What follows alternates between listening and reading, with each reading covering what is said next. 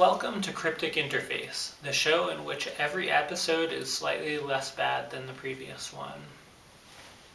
So today I want to talk about the idea of superpowers within a certain context. Recently I heard the idea that altruism is a superpower, and I've heard it in other contexts, like disability contexts, where they'll say things like, autism is a superpower. And there are a few ideas that are needed to understand this premise and why it's flawed.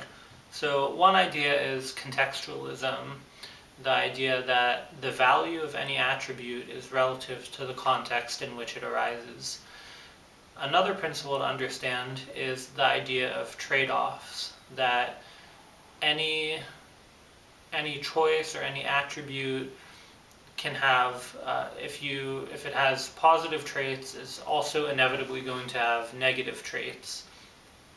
And sometimes you decide that the trade-offs are worth it for the value that you're getting from it. And another aspect is to consider that a lot of the time when people refer to something as a superpower, it's just because for whatever reason, whether that's an arbitrary emotional reason or they enjoy something, that they're focusing on that attribute rather than other attributes. But usually when people say things like something is a superpower, it's just an arbitrary focus on that aspect of something, and it's not really, in terms of its value function, it's not really that much differentiated from any other aspect relative to its context. And going a little bit further into the idea of contextualism, which applies a lot in evolutionary biology, to give an example, if a child was born without eyes. So in different contexts, this could be an asset or a liability. In a context where people have to perform manual labor to earn a living, this can be a severe liability because the child won't be able to produce its own labor to support itself.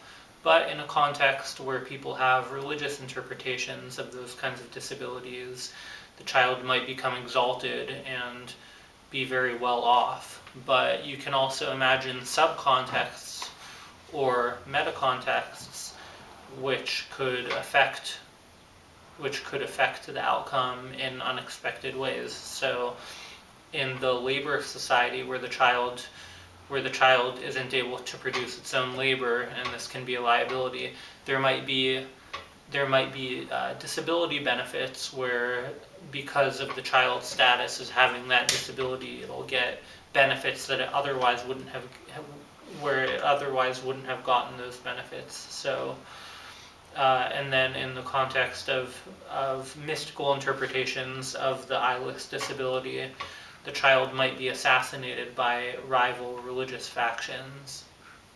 And there are infinite ways where these kinds of dynamics can be permutated or varied in interesting and unexpected ways.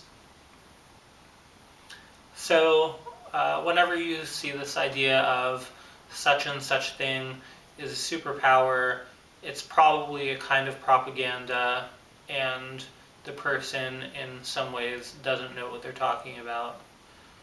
Blah blah blah. See you next time.